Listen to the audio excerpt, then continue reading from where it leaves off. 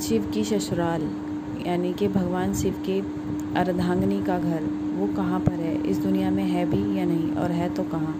तो नमस्कार दोस्तों, स्वागत है आपके अपने चैनल दीपिका ब्लॉग में। कैसे हैं आप सभी लोग? उम्मीद करती हूँ सभी लोग स्वस्थ होंगे, मस्त होंगे और व्यस्त होंगे। तो आज हम बात करने वाले हैं भगवान शिव की ससुराल के बारे में। तो जो भगवान शिव की ससुराल है वो दक्ष प्रजापति महादेव मंदिर है जो कनखल में स्थित है।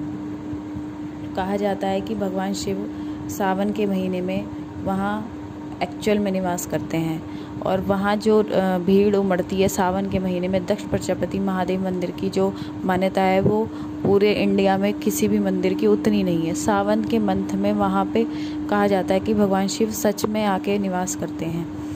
तो आज मैं आपको यही बताने वाली हूँ कि वो ससुराल उनकी, मतलब ये तो पता ही है सभी को कि वो सती माता का घर था, मतलब कि उनकी अर्धांगिनी, भगवान शिव की अर्धांगिनी सती माता का घर था। लेकिन ये कोई नहीं जानता कि वहाँ शिव भगवान, जबकि ये सभी जानते हैं कि शिव भगवान से, जो दक्ष प्रजापति थे वो शिव भगवान से बहुत ज़्यादा चिढ़ते थे। तो पहले हम बात करेंगे कि दक्ष प्रजापति कौन थे। तो दक्ष प्रजापति जो ब्रह्मा जी थे उनके पुत्र थे, और दक्ष प्रजापति की दो पत्नियां थी, एक तो प्रसूति और दूसरी वीरणी। प्रसूति से उनको 24 कन्याएं थी और वीरणी थे उनको 60 कन्याएं थी। टोटल दक्ष प्रजापति की 84 कन्याएं थी। तो सभी के बारे में, सभी मतलब कन्याओं के बारे में अलग अलग मतलब हिस्ट्री है। जो मेन, जो उनसे शिव जी से उनकी दुश्मनी हुई थी दक्ष प्रजापति की, उसके बारे में मैं आपको बताऊंगी कि जो दक्ष प्रजापति ने अपनी 26 कन्याओं का विवाह चंद्रदेव के साथ कर दिया था। अब चंद्रदेव की जो 26 कन्याएं थी उनमें सबसे ज़्यादा जो सुंदर थी वो रोहिणी थी। तो जो चंद्रदेव थे वो सबसे ज़्यादा प्रेम भी उन्हीं से करते थे। तो बाकी जो थी उनकी पत्नियां, उनको वो इग्नोर कर देते थे। तो वो सब अपनी मतलब जो शिकायत लेके अपने पिता के पास गई कि वो मतलब चंद्रदेव जो है हम पे ध्यान नहीं देते, वो बस सारे दिन रोहिणी के साथ ही बिजी रहते हैं। तब उन्होंने मतलब उनको बुलाया चंद्रदेव को, दक्ष प्रजापति ने, और उनको समझाया। तो चंद्रदेव ने उनको वचन दिया कि जो मेरे से गलती हुई, अब मैं किसी को भी इग्नोर नहीं करूँगा और मैं सब पे ध्यान दूँगा। लेकिन चंद्रदेव चले गए कह के, लेकिन उन्होंने इस बात पे कोई ध्यान नहीं दिया और वो पहले के समान ही रहे। वो उनको जैसे उनकी मतलब उनको ध्यान नहीं देते उनको, और बाकी अपनी पत्नियों की तरफ वैसे ही रहने लगे। उन्होंने पुनः सारी जो इस पुत्रियां थी दक्ष प्रजापति की, उन्होंने पुनः अपने पिता से ये शिकायत की कि वो फिर से ऐसे ही हैं, मतलब कोई चेंज नहीं आया।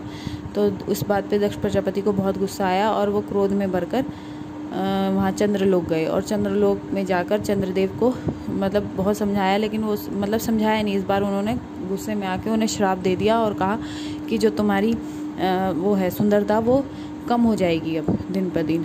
अब वो श्राप दे के वहाँ से चले गए। तो देखा कि चंद्रदेव की जो मतलब सुंदरता थी वो दिन पर दिन ढलती चली गई। एक बार नारद मुनि चंद्रलोक की साइड से गुजर रहे थे, तो उन्होंने देखा कि चंद्रदेव की जो सुंदरता है वो बहुत कम हो गई है। तब नारद मुनि से चंद्रदेव ने पूछा कि इसको, मतलब इस श्राप को दूर करने का कोई तो उपाय बताओ। तब नारद मुनि ने चंद्रदेव को बोला कि तुम भगवान शिव के मतलब उसमें जाओ शरण में, वही तुम्हारा इन कष्टों का निवारण कर सकते हैं। उन्होंने, जो चंद्रदेव थे, उन्होंने भगवान शिव को प्रसन्न किया और भगवान शिव ने उनको श्राप से मुक्त कर दिया। जब इस बात का पता दक्ष प्रजापति को चला कि भगवान शिव ने उनको, मतलब चंद्रदेव को जो है वो श्राप से मुक्त कर दिया है, तो उन्हें बहुत गुस्सा आया और वो युद्ध करने के लिए कैलाश पर्वत पर शिव भगवान के साथ चले गए। वहाँ बहुत भयंकर युद्ध हुआ दोनों के बीच में, जिसके बीच बचाव में ब्रह्मा जी और विष्णु जी को भी आना पड़ा, तब जाके ये युद्ध शांत हुआ। तो ऐसे ही और भी कहानियाँ हैं। मेन जो उनकी दुश्मनी स्टार्ट हुई थी भगवान शिव से प्रजापति की, वो इस वजह से ही हुई थी। फिर वो जो सती माता का हुआ वो तो सब था ही। लेकिन कहा जाता है कि जो दक्ष प्रजापति मंदिर है उसमें जब दक्ष प्रजापति को अपनी गलतियों का एहसास हुआ, तब उन्होंने भगवान शिव से क्षमा याचना भी की, क्षमा मांगी। तब उन्होंने, शिव भगवान ने उनसे कहा कि मैं हर सावन के महीने में यहाँ पर दक्ष में निवास करूँगा। दिवास मतलब कनखल के जो दक्ष प्रजापति मंदिर है, यहाँ पर हर सावन के पूरे एक महीने में यहीं रहूँगा। तो कहा जाता है कि उस मंदिर को अब दक्ष प्रजापति नहीं, दक्षेश्वर महादेव मंदिर के नाम से जाना जाता है। और वो मंदिर में जो दक्ष की जो कुंड है, हवन कुंड था, उसको हवन कुंड को हटा के वहाँ शिवलिंग की स्थापना की गई है। और जो मेन गेट है, मंदिर का जो मेन गेट है, वहाँ पर सती माता को मतलब उनके मृतक शरीर को भगवान शिव ने अपनी गोद में उठा रखा, उसका बहुत बड़ा स्टेचू भी लगा हुआ है। और जो हवन कुंड है वहाँ पे उसकी जगह पे शिवलिंग बन गया। विष्णु भगवान के जो गर्भगृह है, मंदिर का जो गर्भगृह है, उसमें भगवान विष्णु के चरणों के निशान भी हैं। और उस मंदिर में एक ख़ास बात और है कि एक बहुत बड़ा बहुत ही पुराना बरगद का पेड़ है, और उस बरगद के चारों तरफ मतलब पूरे बरगद के पेड़ जो है वो शिवलिंगों से ही कवर हो रखा है। मतलब छोटे बड़े हर साइज़ का शिवलिंग रखे हुए हैं उस बरगद के पेड़ के चारों ओर। तो मैं आप सभी से रिक्वेस्ट करूँगी कि एक बार जाके दक्ष प्रजापति मंदिर के दर्शन ज़रूर करें। और उसकी जो अद्भुत ब्यूटी है ना, वो देखने लायक है। मतलब बहुत सारी चीज़ें हैं। एक तो विष्णु भगवान के चरण हैं वहाँ पर, वो आज भी हैं। और वो जो मैंने आपको बरगद का पेड़ बताया, वो पूरा बरगद के पेड़ पे चारों तरफ शिवलिंग ही शिवलिंग है।